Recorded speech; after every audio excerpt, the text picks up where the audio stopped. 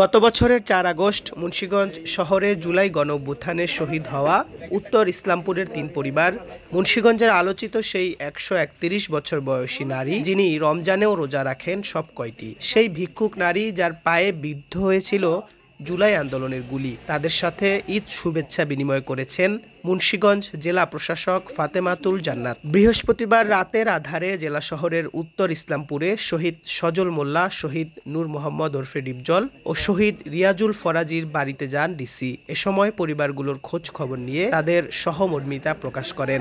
পরে শহরের মানিকপুর এলাকায় দেখা করেন জুলাই আন্দোলনে গুলিবিদ্ধ ভিক্ষুক নারী আয়েশা বেগমের সাথে। একই সময় আরেক জুলাই যোদ্ধা ভ্যান চালক মুক্তার হোসেনের সাথেও দেখা করেন জেলা প্রশাসক।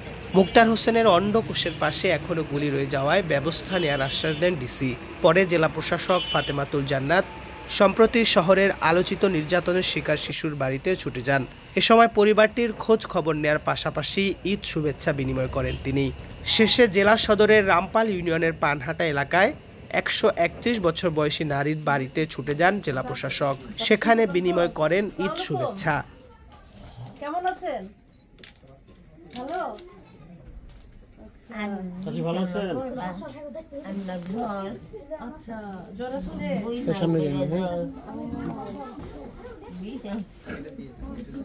আমাদের ডিসি স্যার আপনাকে দেখতে আসছেন।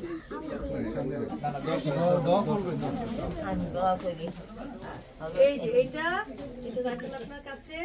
আর ঈদের বাজার, ঠিক আছে?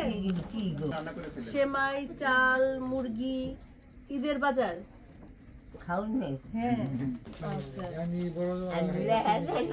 হ্যাঁ, ঠিক আছে। এটা কে? নাতি,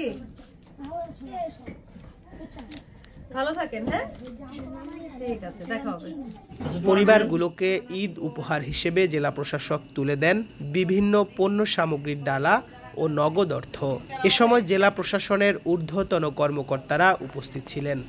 শিহাব আহমেদ, আমার বিক্রমপুর।